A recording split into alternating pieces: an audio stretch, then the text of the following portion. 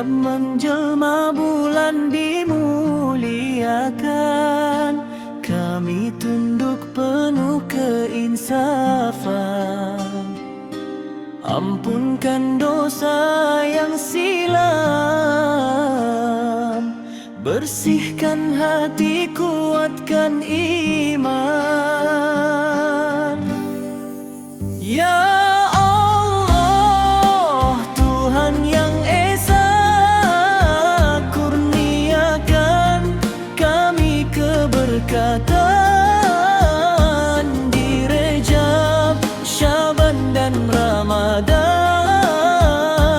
hingga akhir kehidupan.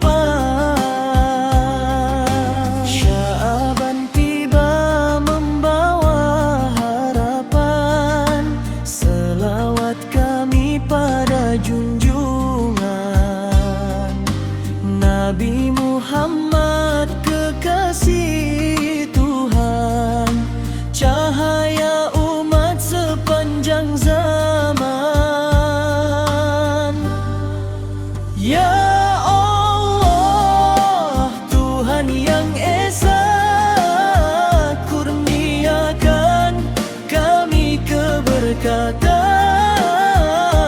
di Rejab, Syaban dan Ramadan,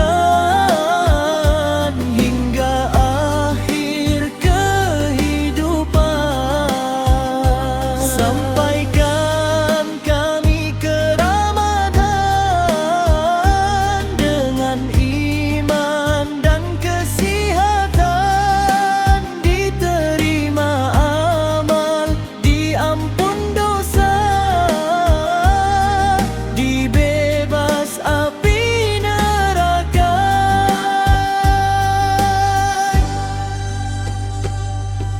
Ramadan hadir penuh rahmat, bulan Al-Quran, bulan berkat. Kami berpuasa menahan nafsu, mengharap redamu selalu. Ya Allah, Tuhan yang Esa, jangan kau palingkan hati kami, tetapkan langkah di jalan-Mu, hingga syurga tempat kembali. Rajab, Syaban, Ramadan, kami datang sebagai hamba dengan doa dan pengharapan. Terimalah